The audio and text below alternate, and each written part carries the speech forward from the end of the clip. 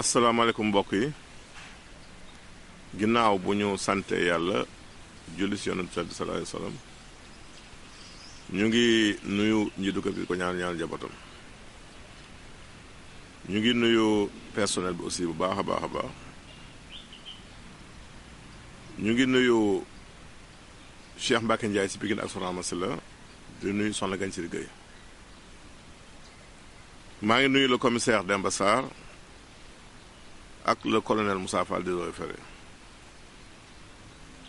maa ngi nuyu le commandant Niang aussi commandant Niang ak la commissaire Aïssata Ndiaye ñu defoon liggéey bu am solo fii si Guédiawaye tey ñu affecté leen Thiès ñu leen nuyu di waa Thiès yëpp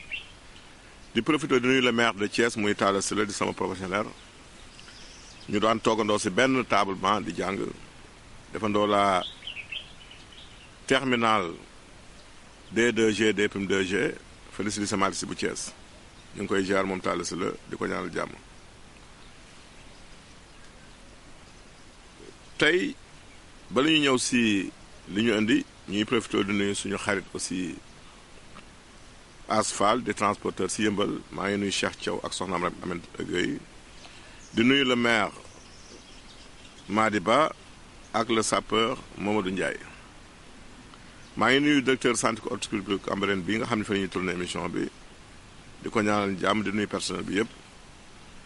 ñu ngi nuyu aussi le chef de l'État di ko ñaanal di nuyu équipe bi yëpp aussi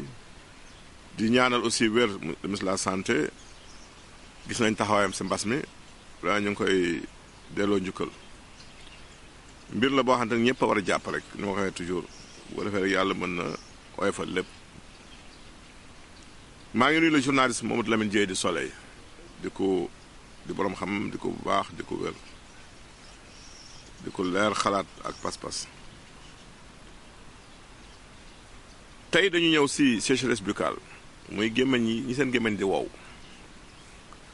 bërki dem rek bi may jàngal sama élèves yi la digestion maa leen koy wax nee naa leen na nit di naan ndox lu bëri ndax gémmañ moom bu tooyul rek lekk du mën a am ndax lekk gi salive boobu muy lor yooyu na si gémmañ gi moo koy tooyal ba sàq bi mën a yomb kon loolu ñu war nañ ci bàyyi xel bu baax a baax sécheresse buccale nag muy gémmañ gi wow ba ay symptômes yi muy àndal muy am na ñoo xam ne dañ dem ba lor sax duñ ko am pour tufli sax day jafe am na ñoo xam ne dañuy am irritation si gorge bi muy pour gi te ñu ngi naan xaax muy bañ am na ñoo xam ne dañuy def même brûlure si œsophage bi am ñoo xamante ni seeni lèvre muy tuñ dinay xar foo leen fekk seen yi ngi xar wala tuñi xar wala it seen làmmañ di am jafe-jafe di sofe leen di sofe yomb leen te fu ñu toll dañuy mar kon loolu mooy màndal gi nga xam ne dafay ànd ak li ñuy wax sécheresse buccale mu nekk loo xamante ni nag su la dalee te jéemoo si pexe bu yàggee da ngay li wax perte de goût du goût maanaam da ngay dem ba dara dootu la saf lekk gi sax boo koy lekk du la saf dara pour nga sàq mi dafay jafe boo wannee pour mu jàll problème lay doon mu nekk rek signe boo xamante ni ci yenn cas yi nekk na un signe avant-coureur de certains types de cancer ñu bàyyi si xel bu baax kon saa yoo ko amee rek na nga teel a jug xool sa bopp jël say matuwaay bari na loo xamante ni soo ko amee dinay indi ay dépôt de plaque dentaire maanaam sa bëñ dafa am si tafu lu mel ni tar bëñ yi dootu leer dootu set kar yi daf lay yomb ak mbuuraan muy gingivite bokk na si ànd ak loolu di sécheresse buccale muy gémmañ gi wow li ñu leen di conseillé nag ba la leen jox remède bi mooy di naan ndox lu bëri tey jël suffisamment de légumes ak fruits ndax légumes yi ak fruits dañu am ndox te ndox bi dafay aidé ndax sécheresse buccale boo ko fajee bu yàggee di nga dem ba lekk doo ko def tegtal bi si gën a gaaw nag bi si gën muy xasum béer ak xasum guy béer ak guy jëlal bu nekk ñetti xaas nga baxal ko si litre ndox ak genn wàll di ko naan par genn wàll kaas boo ndekkee boo añ ba soo ko defee tey lekk légumes ak fruits naan suffisamment d'eau bu yàggee yàlla dimbali la nga tàggoo loolu ñaari question la gars yi indi tey bu njëkk bi kii daal nee na dafa gént un voyage avorté maanaam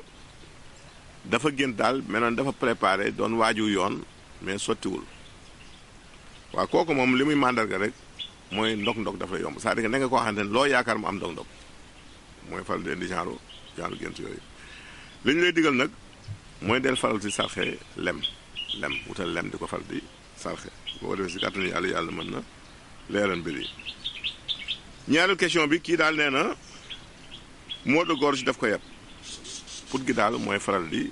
irrité di metti ñaar lañ lay tegtal muy reenu dibbutoon ak reenu ngi gis ak dibbutoon bu tal bu ne ñeenti reen nga baxal ko si litre ndox ak genn wàll di ko naan par genn wàll kaas boo ndekkee boo añ ba ñu leen tàggu fii den joxaan beneen jotaay jërëjëf